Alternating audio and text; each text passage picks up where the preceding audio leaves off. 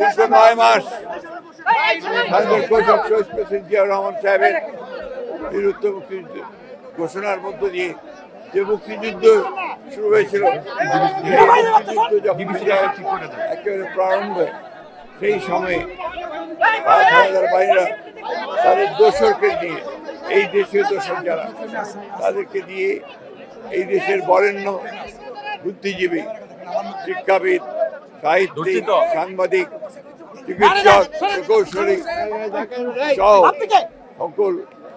বরেণ্য বুদ্ধিজীবীদেরকে তারা তুলে নিয়ে গিয়ে হত্যা করে। মূল উদ্দেশ্য ছিল বাংলাদেশকে মেধাশূন্য করে দেওয়ার, ভবিষ্যতে বাংলাদেশ নিয়ে দাঁড়াতে না পারে, সেই জন্য এই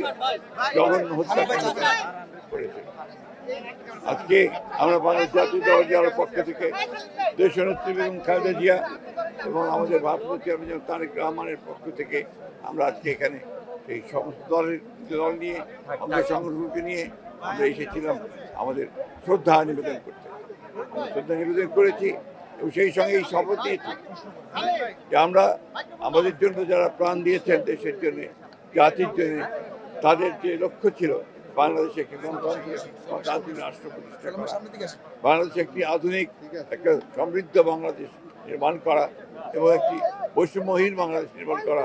সেই লক্ষ্যে আমরা আমাদের যে রাজনৈতিক কর্ম সেটাকে আমরা চালু রাখবো এবং সর্বশক্তি আমরা নিয়োগ করবো। স্যার, এই যে বুদ্ধিজীবী দিবসে আওয়ামী লীগের অনুপস্থিতি, এটা কিভাবে দেখছেন এবং এটি কি তাদের অনিবার্য পরিণতি ছিল কিনা? যারা জনগণ থেকে সরে যায়, যারা গণতন্ত্রকে হত্যা করেছে, যারা মানুষকে হত্যা করেছে, গণতান্ত্রিকামী ও স্বাধীনকামী মানুষদেরকে যারা স্বাধীনতায় বিক্রি করে দিয়েছে, তারা অবশ্যই জনগণ থেকে বিচ্ছিন্ন হয়ে গেছে ও সঙ্গত কারণেই আজকে তারা সেখানে অনুপস্থিত।